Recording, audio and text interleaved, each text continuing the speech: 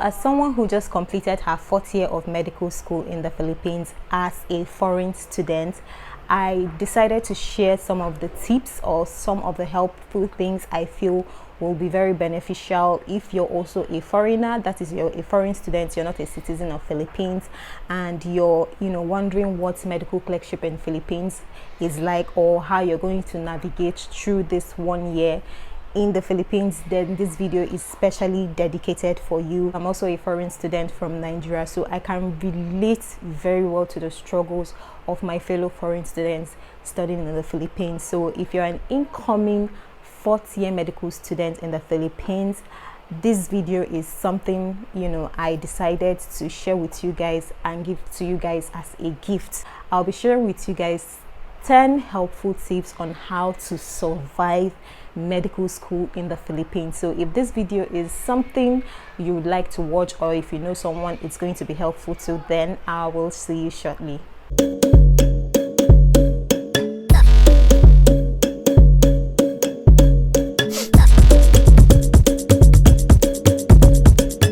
So before I start this video, I always like to put out a quick disclaimer. The things I'm sharing in this video are things I have experienced. These are based on my personal experiences, and having rotated in the different clinical rotations and departments for the 1 year, I am sharing with you guys my first-hand experience on how to navigate medical clerkship in Philippines as a foreigner. Okay, sometimes people watch my videos and they tell me, for example, I share something and in the comment section people start to tell me how I should feel about my experiences or the things I've shared about. Okay, so a quick disclaimer: please do not tell people how to feel or how to experience or how to go about their experiences. This is my own personal experience. I am the one who wore the shoe. As if it hurts my foot, I'm the one who knows where it hurts me the most. You're not the one who will feel the pain, so I am the one who feels the pain. So these experiences or whatever I'm sharing in this video is based on my own personal experience. So if you're the kind of people that will come to the comment section to say things like, oh, you shouldn't feel this way, or this please, at this point I would advise that you can possibly log off at this point, because I'm going to be sharing my honest experience as a foreign student and also sharing with my fellow foreign students in the Philippines on how to survive medical clerkship in the Philippines. Okay, so that being said, if this is something you would still like to watch, then the first tip is pray. I know it may sound like something you've always heard before. Yes, pray. We always hear about that, but the things you get when you pray, or how life will be easier for you when you pray, is very important. I am a Christian. I am a born-again child of God. What I've observed is that in clerkship, everything happens so fast. You don't even have time for your family or for your friends or for other social activities. Sometimes you get so overwhelmed and you may be tempted to forget to pray. But I just feel that when you pray, things get easier for you. Things fall in place for you. And also, one of the most important things you should pray about in medical clerkship is for God to place you in a very wonderful group or in a very wonderful team. What I mean, for example, the people you work with in clerkship is very important. It can make your experiences to be very beautiful, and on the other hand, if you work with people that are not nice as a foreigner, trust me, your experiences are going to be horrible. So the first thing you should pray about is that God should place nice people, kind people, people who are compassionate, people who are reasonable, people who are empathic. Pray that God brings those kind of people to your group. Your group mates, the residents you work with, the nurses you work with, the nursing students you work with, the medical technologists you work with. Just generally, basically pray that God brings amazing people your way, because trust me, if you have kind people, if you have compassionate people, if you have people who are empathic, who are reasonable enough to understand that there are some challenges you as a foreigner will have, compared to a student who is a local student or a Filipino student. If you have such people in your group, trust me, your experiences are going to be a lot better compared to if you have the opposite of that. I'm stressing so much on this part because everything revolves around, you know, how God favors you. So pray that God places you in a very good team in your medical clerkship. Okay, Philippines, your first 3 years of medical school, you basically spend that in the school premises. The teachers in the school, the doctors you're going to interact with, basically the people around you in the school are people who, you know, speak English. Most of them communicate in English, most of them understand English. However, your 4th year clerkship or your 4th year in medical school is quite different, in the sense that in the hospitals that's where you meet the locals, basically the Filipinos. And also I feel that some people in the hospital are also not quite used to foreign students when compared to the school environment, which of course is understandable. They are not very used to foreign students, so the experiences you have in the clinics or in the hospital is totally absolutely different compared to when you're in your 1st year, 2nd year, or your 3rd year, where you're of course exposed to doctors or your fellow students who understand English. So this brings me to my second point. You have to make friends with the Filipinos in your subgroup. Like I always say, I'm not really a very friendly person. I may not be friends with everyone. So if you're also like me, you can find, even if it means one person in your subgroup to be friends with, because these people are going to help you, trust me. If for example you have a patient who does not understand English, trust me, there's no how you will be able to communicate to that patient if you also do not, I'm assuming you do not know how to speak Bisaya or you're not fluent in Bisaya. History taking is a very, very crucial aspect of patient management. Like they always tell us, history and physical examination makes up most parts of finding out the diagnosis of a patient. So if you're not able to take proper history of your patient, there is no way you can, you know, even find out the differentials or even have an idea of what is going on with the patient. So make friends with the Filipinos in your duty status, or generally the Filipinos, because in such situations where you have patients who do not understand English, you can actually ask them for help to help you, you know, extract some of the information you may need from the patient. They can help with the interpretation aspect, in the sense that they can help to interpret your questions or whatever you need to ask the patient, and also they can also help to interpret what the patient has said to you. If you don't have someone in your subgroup who is your friend or who is very helpful, trust me, it's going to be very challenging. And most of the time, nobody is going to ask you if you understand Bisaya or if you don't understand Bisaya, or if your patient does not understand English. Just you're being assigned to a task. For example, you're in the emergency room, or you're posted in the ER, or maybe you're in the ward and you need to, you know, get updates on the patient. Nobody is going to ask you, oh, you're a foreign student, you don't understand English, you don't understand Bisaya. You still have to carry out all the tasks you're expected to carry out. So as much as possible, get a Filipino in your subgroup, or always have a Filipino in your subgroup and make friends with them, because they're going to be very helpful in, you know, helping to interpret some of these things to you. And trust me, it will make your life a lot easier. Don't be that kind of person that you just want to work with your fellow foreign students, right? Imagine if you're like all foreigners in your subgroup and you guys don't understand Bisaya. Who is going to help each other? Who is going to help one another? Who is going to help with the interpretation?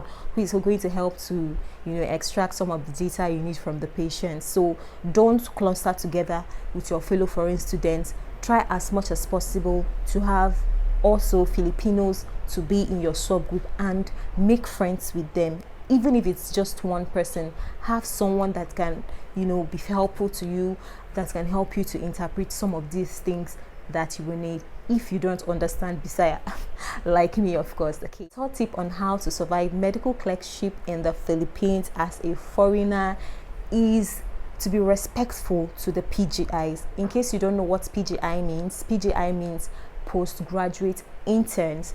So postgraduate interns are equivalent to the house officers in Nigeria. So the PGIs, I'll use the word PGI. Like I said, it means postgraduate interns. So the PGIs are those that are those students. They're not students, sorry. They are just they are interns who just completed their medical school and they are currently in their 1 year of postgraduate training. Okay, so in Philippines they write the PGIs are the ones who write the board exams after 1 year of internship. So be very respectful to these PGIs, especially those in your duty status. That's the first point. Remember the first point I said, pray that you have very nice and kind people. Also, the PGIs, be very respectful to them. These people have already done 1 year of medical clerkship, so they know a lot better than you. They have handled cases before. They have experienced the processes, the various procedures, treatment, the plan. They have already done medical clerkship for 1 year and they are now in their internship year, where in the sense that they're already postgraduate. So be very respectful to them, be polite to them, greet them when you see them, be nice to them, be kind to them, be very respectful, be very cautious, be a cautious medical clerk, because they are going to help you. A big shout out to the PGIs that I worked with during my rotation in obstetrics and gynecology. These doctors, they were so amazing. They will teach you things, they will guide you through some things you need to know. They will teach you a lot. So very polite to them, be very nice to them, and in the ER, in the ward, they are going to be very helpful to you. They will teach you procedures. I can remember the first time I did my NG insertion, it was a PGI who guided me through. The resident just said, "Oh, Adi, you insert the NG tube." It was the PGI who was on the same duty status with me who taught me how to do that physically. Do you get? So be very respectful to them, be very polite to them. When you see them in the hallway, when you see them during endorsements, "Good morning, doc," because they are doctors, so just greet them politely. "Good morning, doc. How are you doing, doc?" As much as possible, just do your bits, be polite to them, so that when you need their help, they'll be willing to help you. Okay, don't be too proud to greet them. Greet them whenever you see them, and trust me, they are going to come a long way in helping you and making your life easy. Trust me on that one. Fourth one is to be a very proactive clerk. Residents do not like clerks that are clumsy. When I mean being proactive, be early, don't be a clumsy clerk. As a foreigner, you're already having how do I put this so it doesn't come off in a way that I don't mean, in the sense that I'm going to be honest. Okay, if you have a Filipino and you have a foreigner, two of you are both medical clerks, and if you're meeting someone for the first time, they are more inclined to talk to their fellow Filipino person. Then you, as a foreigner, you have to prove, would I say prove yourself, but you don't give people reasons to treat you anyhow. Be a very proactive. I'm just trying to say it in a way that it won't come off like I'm just trying to bluff around. Okay, be a proactive clerk. If the endorsements are supposed to start by 8 o'clock, come as early as possible.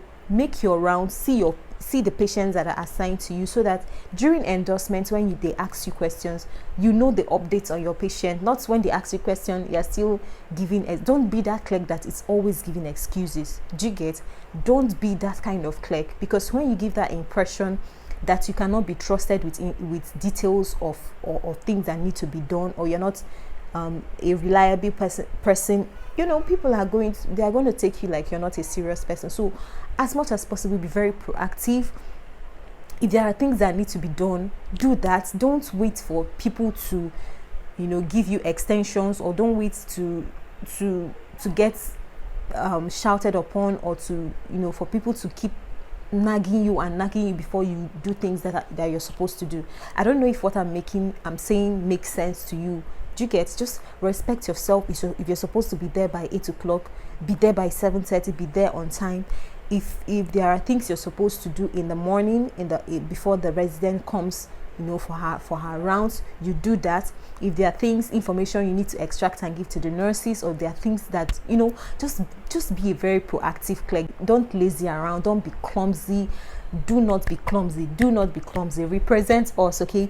When people see that you're this kind of person, that you're very hardworking, you're very proactive, you do what you're supposed to do, you're there on time, you don't bluff around, you don't give excuses upon excuses, you do what you're supposed to do. Trust me, people are going to respect you more when you are that kind of clerk. So as much as possible, foreign student, my fellow foreign students, please be a very proactive clerk. If you see me looking down, it's because I have some points I have already written down so I don't miss out anything. The fourth point is to be nice and polite to the nurses, the nursing students, and the staff. Just be polite. You never know who will help you, okay? The nurses, you're going to be working with the nurses, you're going to be working with the med techs, you're going to be working with different staff in the hospital, not just the residents or the consultants. As much as possible, be a very polite person. Don't be that kind of clerk that is rude. Don't be that kind of clerk that when the nurses give you information, maybe it's information to be passed on to the residents, you don't do that. Be a very courteous clerk. Even the nursing students, for me, I believe respect is reciprocal. When you respect people, they are going to respect you, okay? Don't be that kind of person that when you see people, you're just rude to them, you talk to them anyhow, because you never know who is going to help you. I'm going to be very vulnerable and I'm going to share this experience with you, okay? The first day of medical clerkship, my first rotation was internal medicine, right? And I have never worked in a hospital setting. If you guys have watched my story where I talked about my journey coming into med school and all of that, I studied biochemistry. I worked in different sectors, in the telecoms, marketing, I never worked in a hospital. Working or starting my clerkship was the first time of working in a hospital, so I really didn't know how the hospital runs and all of that. Yes, I understand the medical school aspects of it, but I really didn't understand what it's like to have an experience in the hospital. So each patient in the hospital has a chart, right? And in the chart there are different segments in the chart. There is a part where you have the doctor's orders. There are parts where you have the medicine or the treatment plans for the patient. There are parts for the nurses. There are parts for the fluids and all of that. There are just different aspects in the charts. But then I was still new. I didn't know, like, it's sometimes that there are some patients that they've already stayed for long in the hospital. So if you really don't know how the chart is being arranged, it will be very hard for you to, find details or information you need. And I remember that particular day, I think it was my first day. So I was trying to go through the chart of the patient that was assigned to me. I really didn't know, I didn't know where to find the fluids given to the patient. I didn't know where to find the inputs and outputs for the day. I just didn't know a lot of things. And I remember I saw some nursing students there. I walked up to one of them. I said, "Hello, good afternoon. My name is Adi. Today is my first day in clerkship. Please, can you show me where I can find the fluids, the inputs and outputs and urine output of the patients and all of that?" And this girl was like, "Okay, sure." She just, because they're already used to that. In fact, it's the nurses that input all of those details in the nursing section. So she just quickly flipped through. In a second, she already showed me, "Oh, this is it, da da da da da," and she showed me all the things I needed to do. Okay, it doesn't cost you anything. Be polite to them, greet them, be kind to the nurses. I'm not a very friendly person, like I always say. I don't mean that you should go and be smiling and laughing and jumping all of the place, but in the morning when you see them, "Good morning, ma'am, good morning, sir," like that, just greet them and be polite to them. So when you need their help, because trust me, you're going to be needing them a whole lot. So be polite to them. They are going to be willing to help you or to show you things that you need, or some questions you need to ask them. They'll be more than willing to answer you or help you. Okay, just be very nice to the staff, everyone, the med techs, the nursing students, the nurses, just everyone. Just be a polite clerk. If you're someone you're naturally not polite, just drop that somewhere. Okay, just drop that. At least for this 1 year, drop it somewhere. Then Just if if it means for you to fake it, I don't know, but you need it to survive. Trust me, you need it. You won't forget this advice. You really need it. Sixth point I wrote down here is don't be selfish and self-centered. Work as a team. Cover up for your duty mates. Don't throw your duty mates under the bus to appear nice to the residents and to the consultants. Whether you're a foreigner, whether you're a Filipino, wherever you're from, you guys need to work as a team. You don't have to work independently. I say again, you don't have to work independently. There is no first position in medical school. There is no last position. You have to work as a team like this. What I've observed is that some people, in quotes, I'm not going to be saying wherever they are from or whatever. I've noticed that some people try to, appear nice to the residents, appear very nice to the consultants, and they throw their duty mates under the bus. Okay, they don't mind. I don't know how to say this. I'm very careful of the things I say on YouTube. But what I'm trying to say is, all of you, if you're 10 in your group, as much as possible, work as a team. You're trying to manage a patient. You're all trying to achieve one goal: to learn the procedure, to learn. So there is no point of, hoarding your knowledge, hoarding information, hoarding your skills, just so that it will be that you are the most outstanding person in the group. It doesn't make sense at all. As much as possible, work as a team. This is it. Work as a team. You don't have to work independently. Work as a team. Cover up for your group mates. If there are lapses or if there are mistakes, yes, correct your group mates, correct them, but do not, push them out there. I'm going to give this instance. Does it make sense to give this? Yes. Okay, so in one particular rotation, I think when I was in my obstetrics and gynecology, right? I was on duty that day, so I had monitored the patient. If in obstetrics and gynecology department, you are going to monitor the patients throughout their labor till they deliver. So there's this sheet that is being given to us.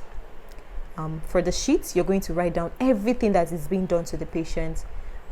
If the patient is going to receive any medication, you're going to include the time, because all those things are very important in plotting your pathograph, right? So I had written down everything for that patient. It's very important because you do not need to miss out on anything. So I was very judicious, very careful, writing all the details. And so after your duty, the next morning by 7 o'clock, if the patient does not deliver, you're already, you're no longer on duty. So you hand it over to the next clerks coming in. So I had handed over to the next clerks.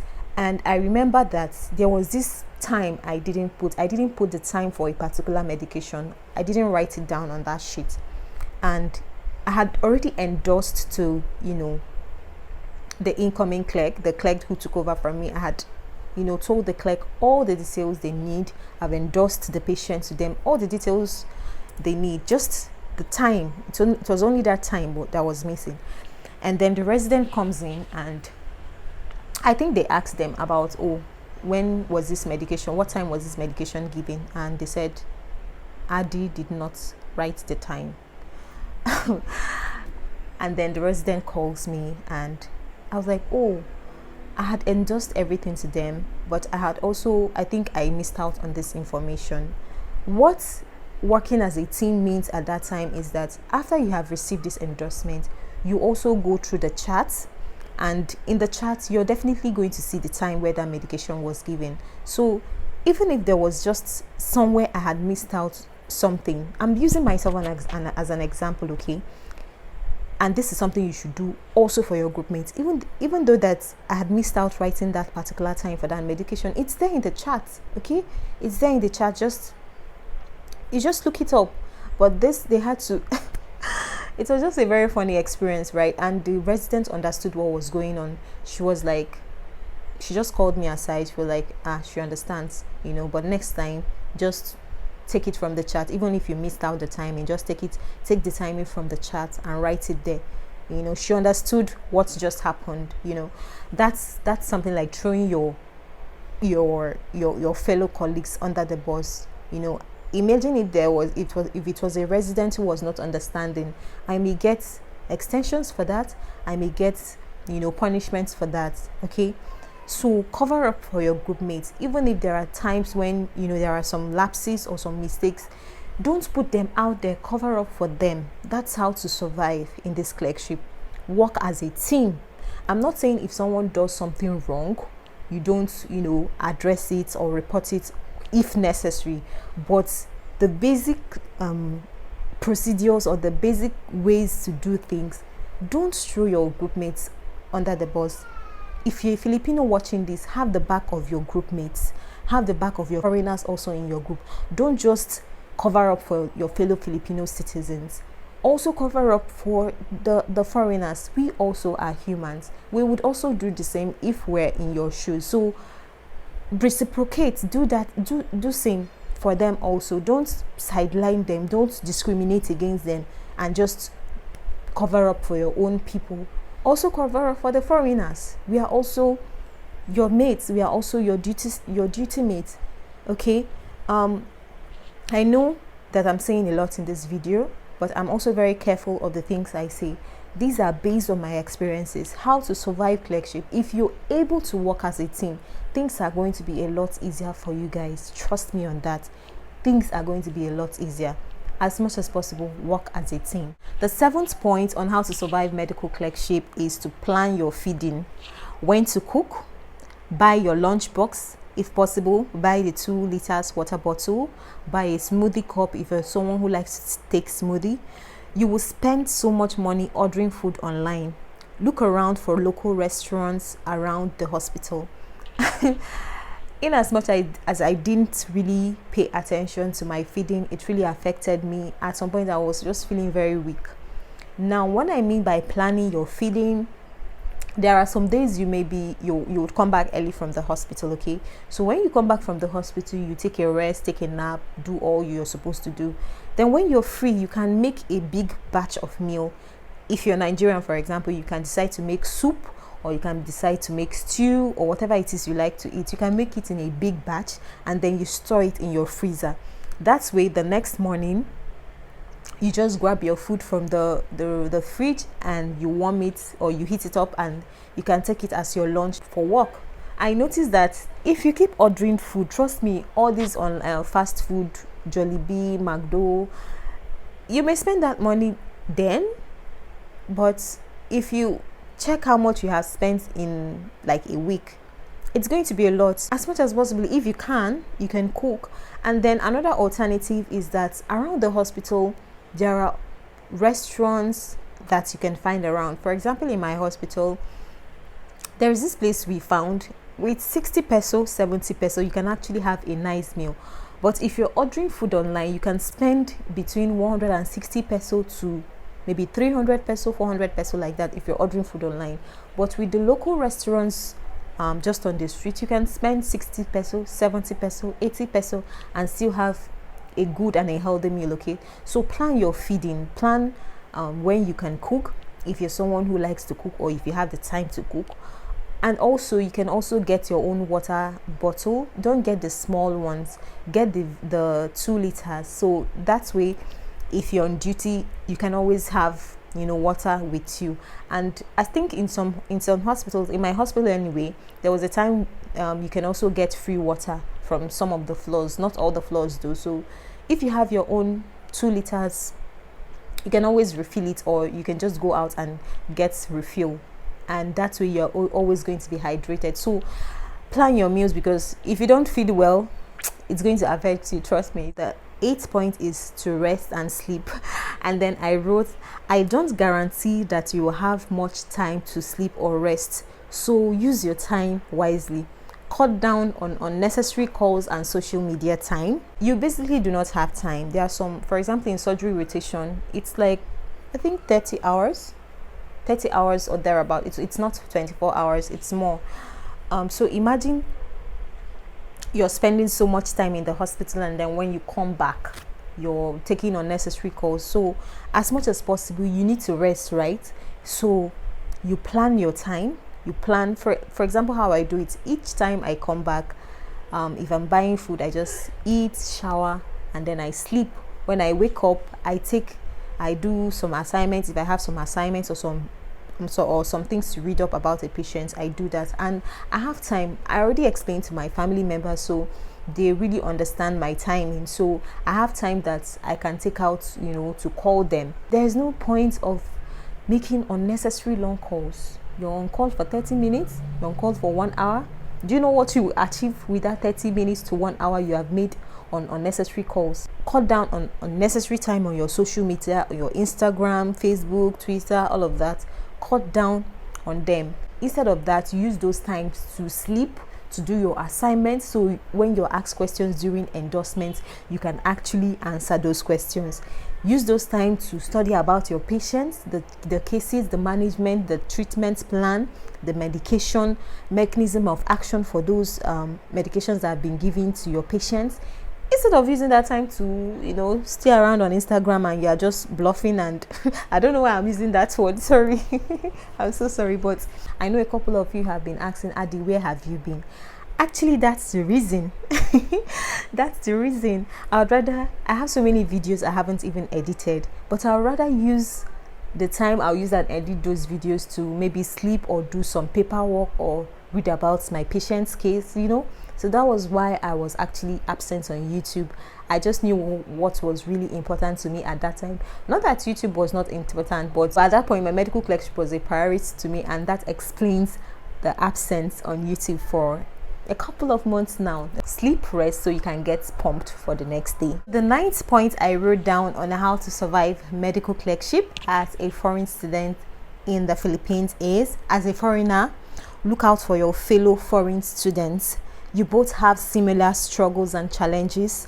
Be kinder to them, if there's a word like that. Be nicer to them. Also, for the Filipino students, it takes nothing to be nice to the foreigners in your group, like the Nigerians, the Indians, the Nepalese, the Rwandans, the Zambians, Japanese, or whatsoever foreign students you have in your group. It takes nothing from you to be nice to them. Don't be a racist who favors only his or her fellow Filipinos, like I said earlier. Be a genuinely nice person. As a foreigner, if you happen to see a fellow foreigner in your group or in the hospital, be kinder to them. Be nice to them. These people already have struggles. I always say, there's this time my friend was, complaining or talking about something. She's a Filipino, by the way. And I tell her that whatever challenge you're facing as a local student or as a Filipino student, we the foreigners, we face ×2 of that. You know why I said that? In the sense that here in the Philippines, you're dealing with language barrier. I don't understand when people say that there is no language barrier. There is language barrier, especially in your 4th year. You're dealing with language barrier. You're dealing with some people that will not want to associate with you because you cannot speak the local language, which is the truth. You're going to meet a lot of those people. They'll rather not talk to you than, associate with you because you cannot communicate in the local language. Sometimes these things affect you. If you're not very careful, it's going to affect you mentally. Imagine being judged just because you cannot speak the local language. You have so much to give. You have so much kindness to share. You have so much work to give out, and then you don't even have that opportunity because you do not speak Bisaya or because you do not speak the local language. This is just the truth. And I always say this is based on my experience, okay? You don't tell me how to feel about my experiences. These are the realistic things here, right? So, like I was saying, you're dealing with language barrier, you're dealing with those kind of people, you're dealing with the money conversion. For example, if you're getting money from Naira, if you're converting it to peso, that's, if you get 1 million, for example, is divided by 14. Do you get? You're dealing with money, you're dealing with just a whole lot of things, You're dealing with your visa, a whole lot of factors. You're not just dealing with the medical clerkship. as a foreigner. You have so many things going on through your mind. Some of us traveled 23 hours away from home. Some of us have been in Philippines for 4 years. We haven't seen our families. You're dealing with all of that, and the least you can do for the foreigners in your group or for your fellow foreign students is to be nice to them. I don't know if I'm sounding so strict in this video, but these are things I'm very passionate about. If you have a foreigner in your group and you're also a foreigner, it takes you nothing to be nice to those people, because our struggles are quite different. Some of us go back home or go back to our houses and you just want to lay down in your bed and cry. Oh, that's the truth. You know? Oh, why am I emotional? But that's the truth. Be kinder. Be kind to the... I'm gonna come back. Why am I being emotional? Why am I being emotional? Why? Like I always say, our challenges are quite different. We have other things that we're challenged about. Some of us have been here for 4 years. Someone like me, my housemates, they've been here for 4 years. So imagine you're away from home, 23 hours away from home. You haven't seen your family. But some of you Filipinos, some of the Filipino students, when there is a short break, 2 days, 3 days, some of you travel home. So imagine, put yourself in the shoes of the foreigners in your group. Some of us have not been home for 4 years. Those who did their pre-med here, they've not been home for 5 years. You're away from your family. You haven't seen your mom, your dad, your family members, and then the whole stress of medical clerkship, sometimes it breaks us down.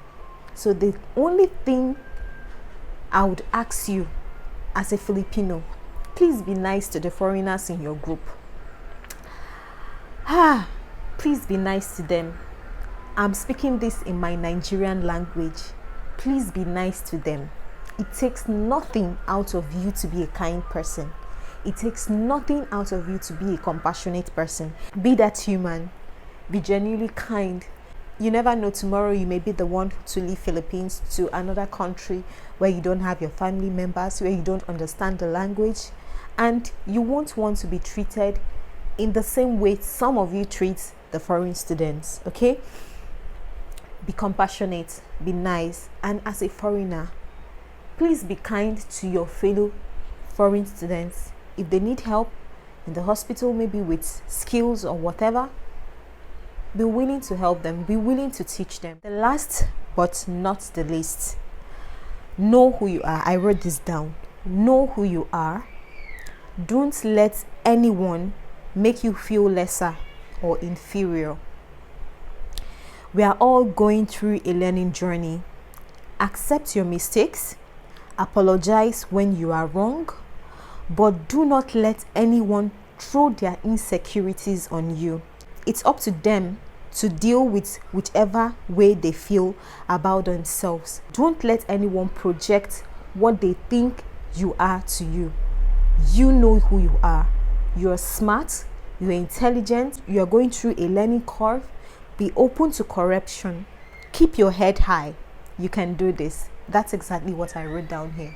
In the midst of all the challenges you would face in your clerkship year, one thing I would like to say to wrap up all of this: know who you are. Don't let anyone make you feel inferior. I would always tell my friend, she's this kind of person that if you treat her badly, she feels so bad, like so bad. It really affects her. And one thing I would say is that don't let the way people treat you be your definition of who you are. A lot of people have challenges, I believe.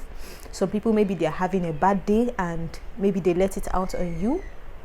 Don't take it to heart.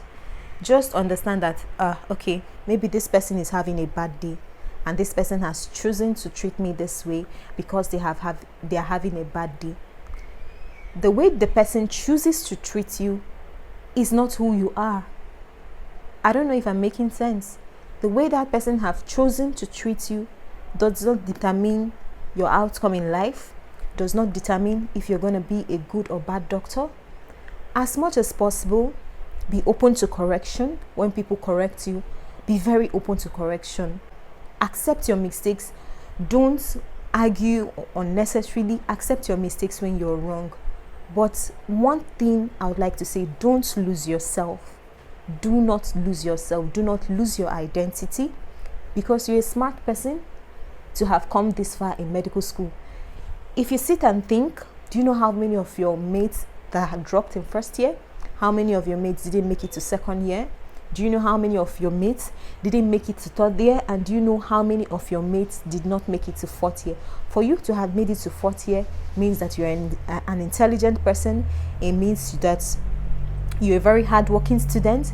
It means that you know what you want out of life. It means that you have put in hours of work, hours of sleepless nights studying.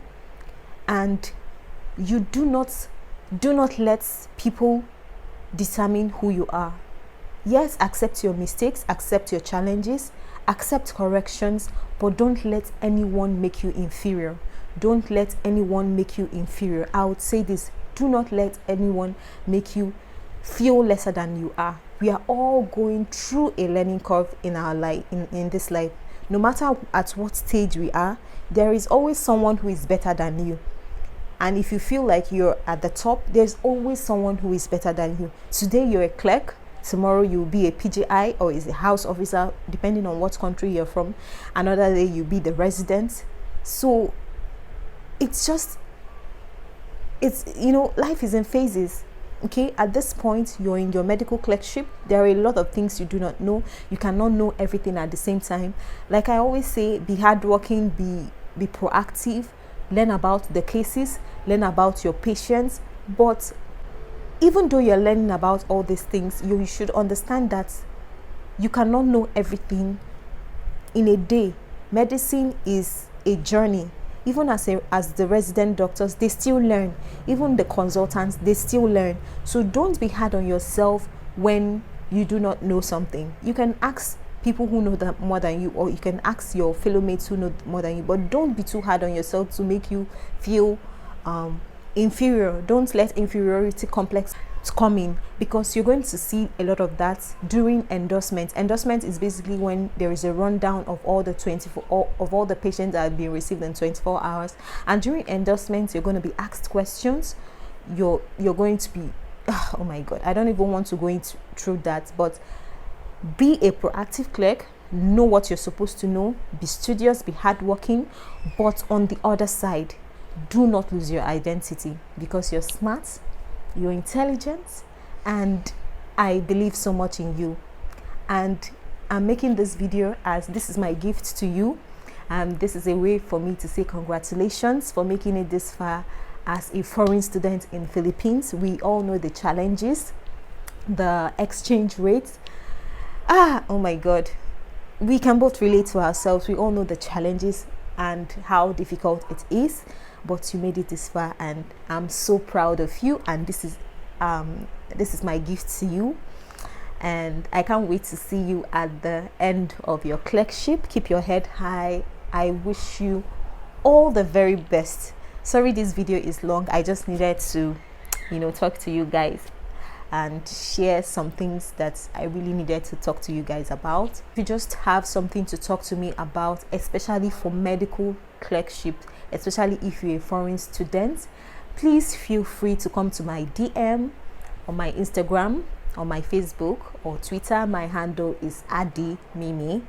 And thank you so much for watching to this point. If you did, please give this video a big like, and also please share this video, and please don't forget to subscribe. Thank you for watching. See you in my next video. Bye. Oh my God. What's this? What's this? Oh shit. Oh my God. Why am I being emotional now? I'm a strong girl. I'm a strong girl. Don't be emotional. I'm gonna clean this. No way. No way this is happening. No way. Whew. Are we good?